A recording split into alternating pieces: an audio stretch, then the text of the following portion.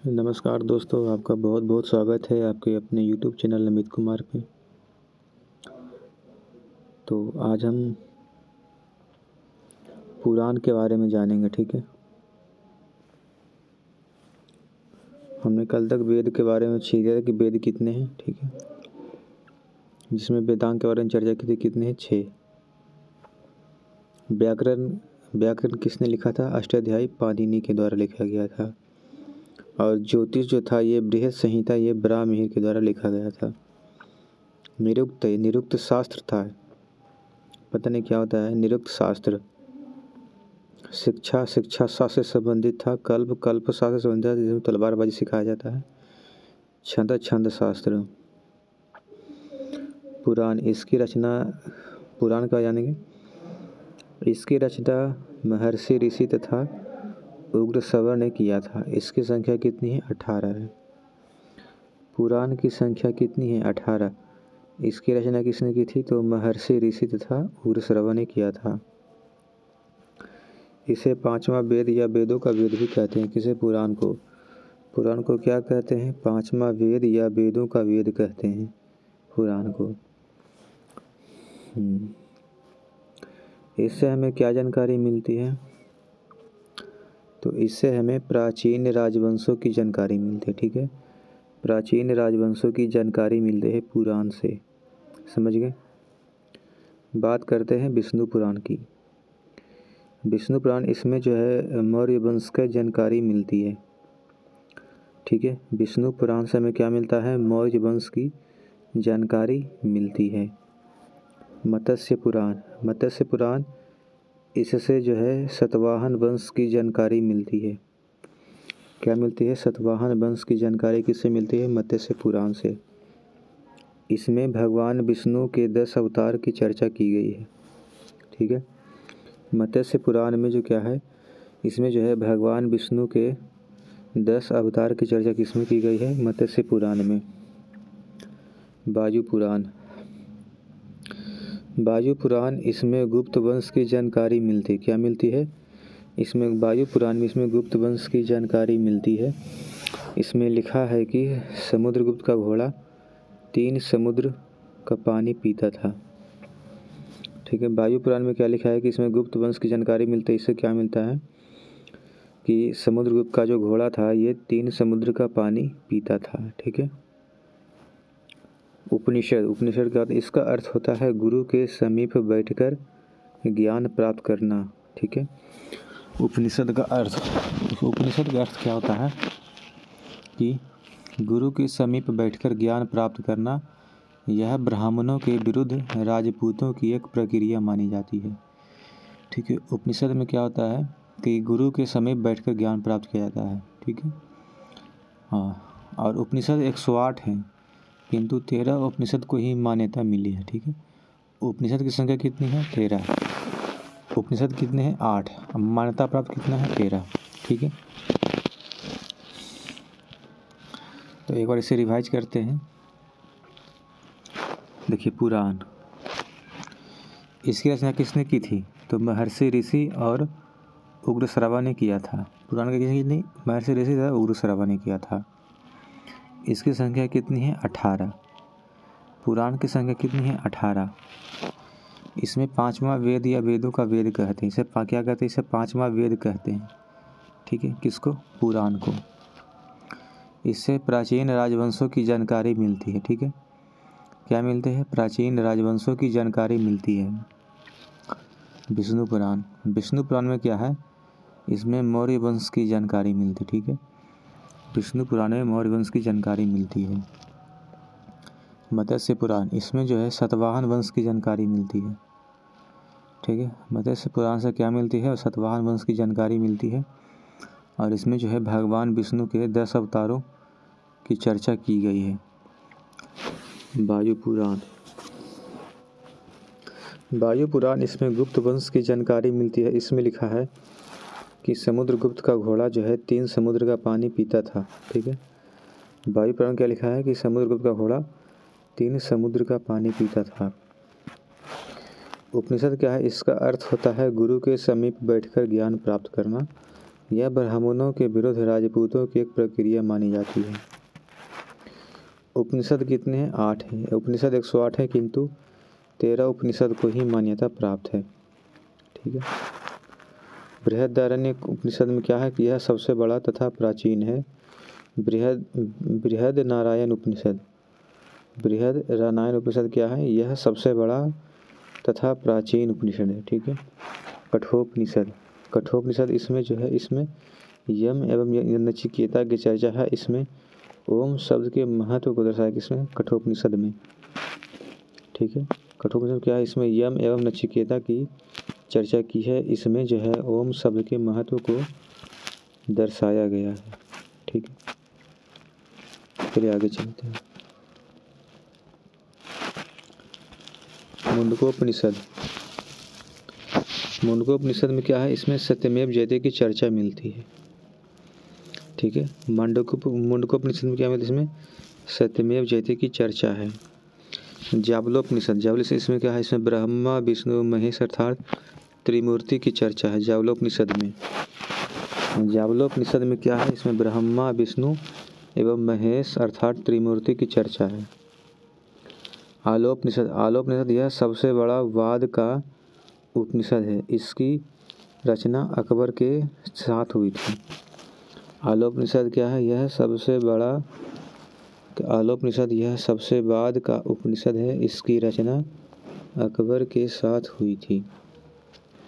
स्मृति साहित्य इसमें प्राचीन राजवंशों की जानकारी मिलती है। स्मृति साहित्य में क्या मिलता है? प्राचीन राजवंशों की जानकारी मिलती है। स्मृति साहित्य की रचना कितनी है? 36 है। स्मृति साहित्य की रचना 36 है। विष्णु स्मृति प्लस नारद स्मृति से गुप्त काल की जानकारी हमें प्राप्त होती है। कौन कौन सी स्मृति? तो विष्णु स्मृति और नारद स्मृति से हमें क्या मिलती है? गुप्त काल की जानकारी मिलती है। तो इसमें क्या? इसमें प्राचीन राजवंशों की जानकारी मिलती है। स्मृति साहित्य की संख्या कितनी है? 36। विष्णु स्मृति प्लस नारद स्मृति से गुप्त काल की जानकारी प्राप्त होती है। मनु स्मृति तथा याज्ञवल्क्य स्मृति से मौर्य काल की जानकारी मिलती है। मनु स्मृति तथा याज्ञवल्क्य स्मृति से क्या मिलती है? मौर्य काल की जानकारी मिलती है। मनु तथा याज्ञवल्क्य मिलती है? मौर्य काल की जानकारी मिलती है। याज्ञवल्क्य स्मृति में जुआ खेलने का उचित बताया गया है। याज्ञवल्क्य स्मृति में क्या बताया है कि जुआ खोलने को उचित बताया गया है। मनु स्मृति को धर्मशास्त्र कहते हैं। किसको धर्मशास्त्र कहते हैं? तो मनु स्मृति को धर्मशास्त्र कहते हैं। इसमें ऊंची जाति को वरीयता दी गई है। इसमें ऊंची जाति को वरीयता दी गई है। दलित तथा महिला को नीच दिखाया गया है। किसमें? याज्ञवल्क्य स्मृति में। याज्ञवल्क्य स्मृति में जुआ खेलने को उचित बताया गया है और मनु स्मृति को धर्मशास्त्र कहते हैं। इसमें ऊंची जाति को वरीयता दी गई है, दलित तथा महिला को नीच दिखाया गया है। इसमें विवाह के लिए पुरुष की आयु 25 वर्ष तथा लड़की की आयु 12 वर्ष बताया गया है। किसमें? याज्ञवल्क्य स्मृति में। इस प्रकार इसमें 8 प्रकार के विवाह की चर्चा की गई है। ठीक है। और 16 संस्कार किसमें है? याज्ञवल्क्य स्मृति में। ठीक है।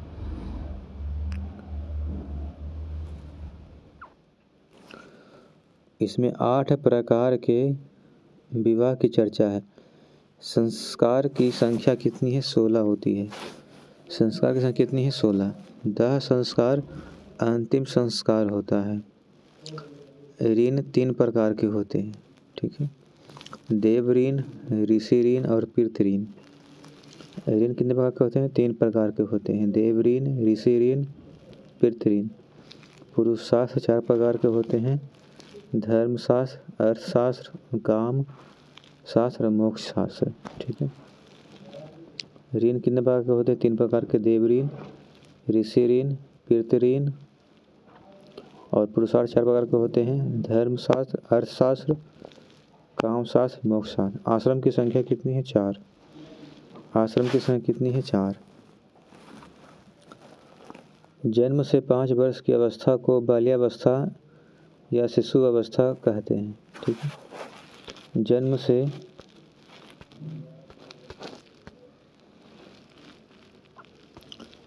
से 5 वर्ष की अवस्था को क्या कहते हैं? बाल्यावस्था या शिशु अवस्था कहते हैं। ब्रह्मचर्य का जीवन है जो कि गुरुकुल में शिक्षा लेना क्या है?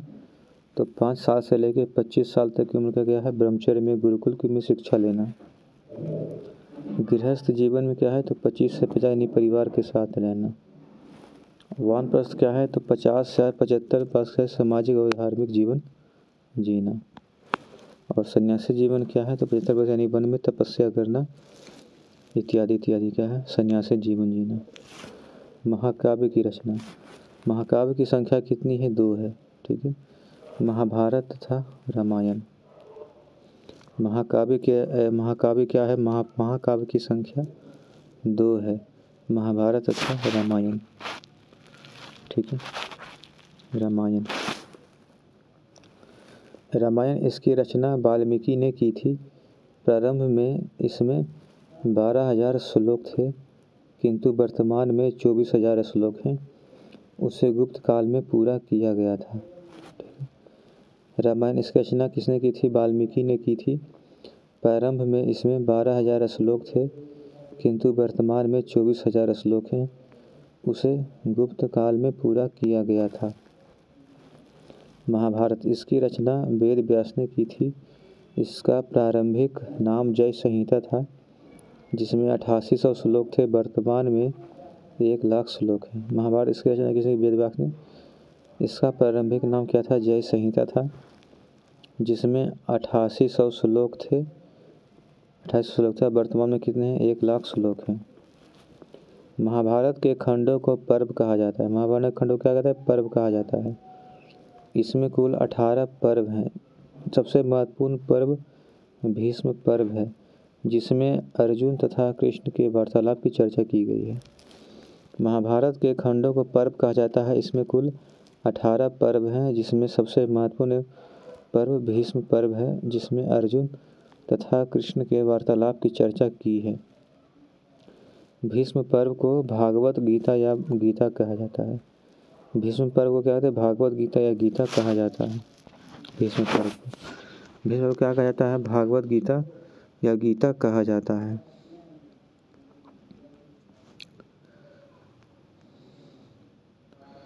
अब आते हैं इतिहास का, प्राचीन इतिहास के बारे में देखिए। प्राचीन इतिहास, इसमें वैदिक काल से लेकर राजपूत काल तक का अध्ययन किया गया है। किसमें? वैदिक प्राचीन इतिहास में।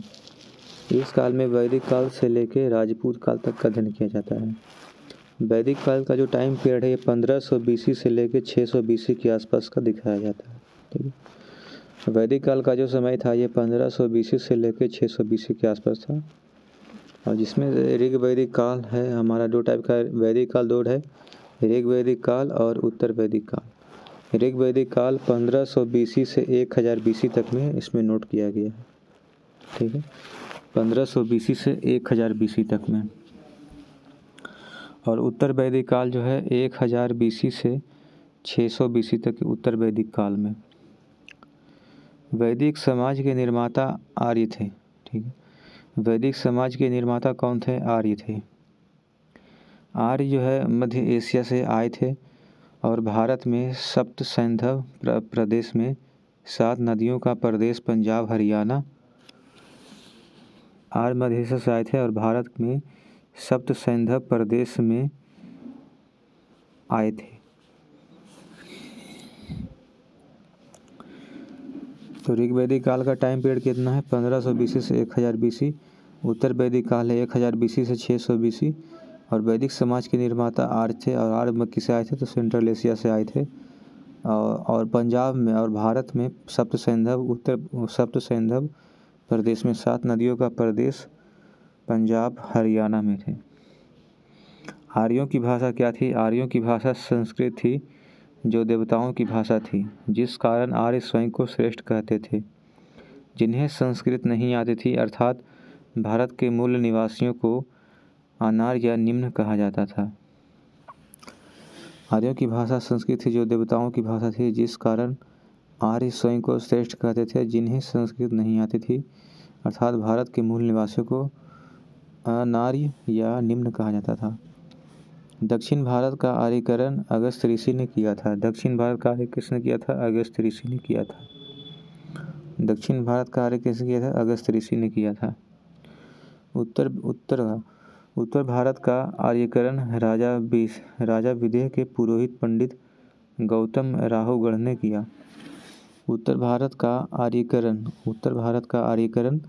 राजा विदेह के पुरोहित पंडित गौतम राहुगढ़ ने किया, किंतु ये गंडक नदी को पार करके पटना नहीं पहुंच पाए, जिस कारण अथर्ववेद में पाटलिपुत्र को अछूतों की भूमि कही गई और यहाँ के गंगा जल को पवित्र नहीं माना गया। ठीक है।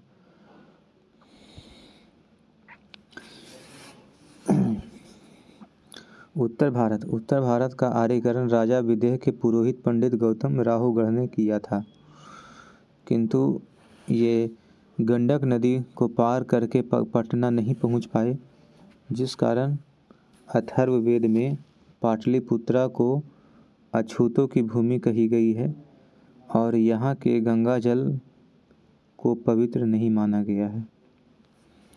इस समय सबसे प्रिय पशु गाय थी।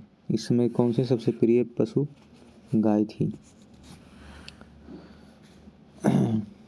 जो समृद्धि का संकेत थी। गाय की हत्या करने पर मृत्यु दंड दिया जाता था। ठीक है। वैदिक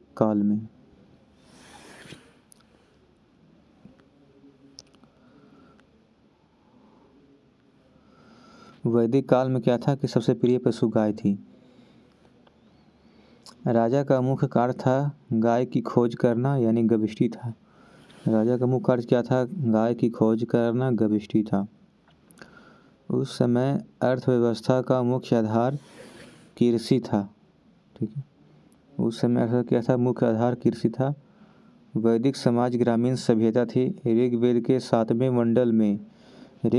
7वें मंडल में दशराज युद्ध की चर्चा की है।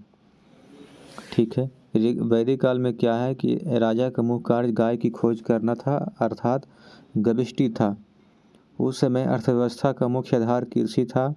वैदिक समाज ग्रामीण सभ्यता थी। ऋग्वेद के 7वें मंडल में दशराज युद्ध की चर्चा है, जो आर्य तथा अनार्य के बीच हुआ। उसमें आर्य विजयी हुए। जो आर्य तथा अनार्य के बीच में युद्ध था, उसमें आर्य विजयी हुए। आर्यों का कबीला भरत था। इस कारण उस समय जाति का निर्धारण कर्म के आधार पर होता था। ठीक है। उसमें आर्य विजयी हुए। आर्यों का कबीला भरत था, इसी कारण उस समय जाति का निर्धारण कर्म के आधार पर होता था, किंतु उत्तर वैदिक काल में जाति का निर्धारण वंश के आधार पर होने लगा। उत्तर वैदिक काल में लोहे की खोज हुई थी। उत्तर वैदिक काल में लोहे की खोज हुई थी। उत्तर वैदिक काल में लोहे की खोज हुई थी। ठीक है।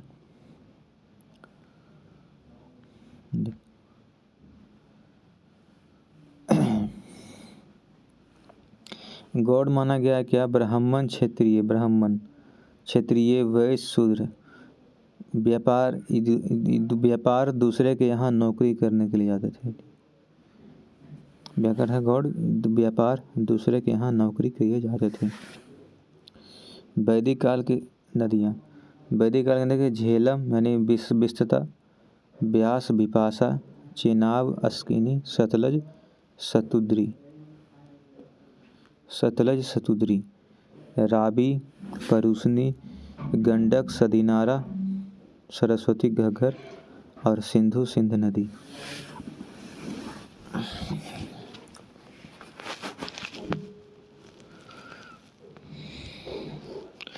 वैदिक काल की नदियाँ क्या हैं? झेलम, वितस्तता, चेनाब, अस्किनी, ब्यास, बिपाशा, सतलज, शत्रुदी, ब्यास, बिपाशा, रावी, परुशनी, गंडक, सदानीरा, सरस्वती, घग्गर, सिंधु, सिंध।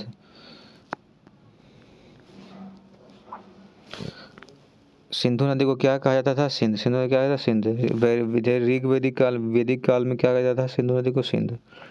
वैदिक काल में झेलम को कहा जाता था वितस्तता। चिनाब को कहा जाता था अस्किनी, ब्यास को बिपाशा, सतलज को शत्रुदी कहा जाता था। सतलज, शत्रुदी। और रावी परुशनी, गंडक सदानीरा, सरस्वती घग्गर,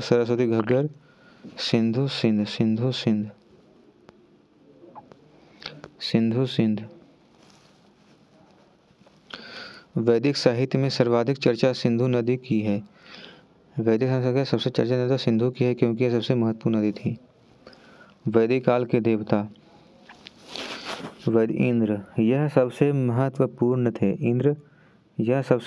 थे। इनकी चर्चा 250 बार हुई है। इन्हें युद्ध तथा वर्षा का देवता भी कहते हैं। इन्हें पुरंदर भी कहते हैं। इंद्र को क्या कहते हैं? इंद्र को सबसे महत्वपूर्ण थे।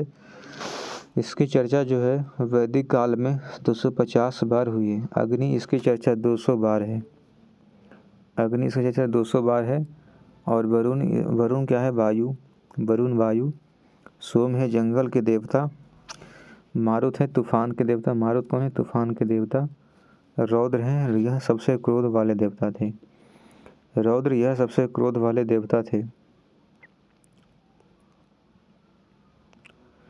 रौद्र क्या थे? यह सबसे क्रोध वाले देवता थे। रौद्र क्या थे? यह सबसे क्रोध वाले देवता थे। मारुत तूफान के देवता कहा जाता था। सोम जंगल के देवता। वरुण वायु। अग्नि, इसकी चर्चा 200 बार है। इंद्र 250 बार है। रौद्र के इन्हें पशुओं को देवता भी कहते हैं। रौद्र को। गविष्टि का अर्थ होता है गाय के लिए किया गया युद्ध, गविष्टि। सीता का अर्थ होता है हल से जोती गई जमीन पर पड़ा निशान। सीता का अर्थ क्या होता है? हल से जोती गई जमीन पर पड़ा निशान। ठीक है। वैदिक काल की सामाजिक व्यवस्था।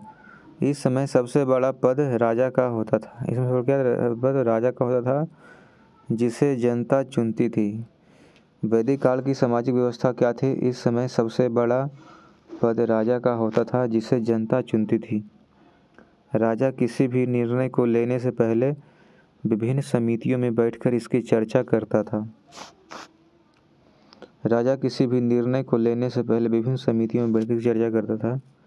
वैदिक काल में 3 प्रमुख संगठन थी। सभा, यह निम्न साधारण लोगों का संगठन था। इसकी चर्चा 8 बार है। सभा क्या था? यह निम्न साधारण लोगों का संगठन था।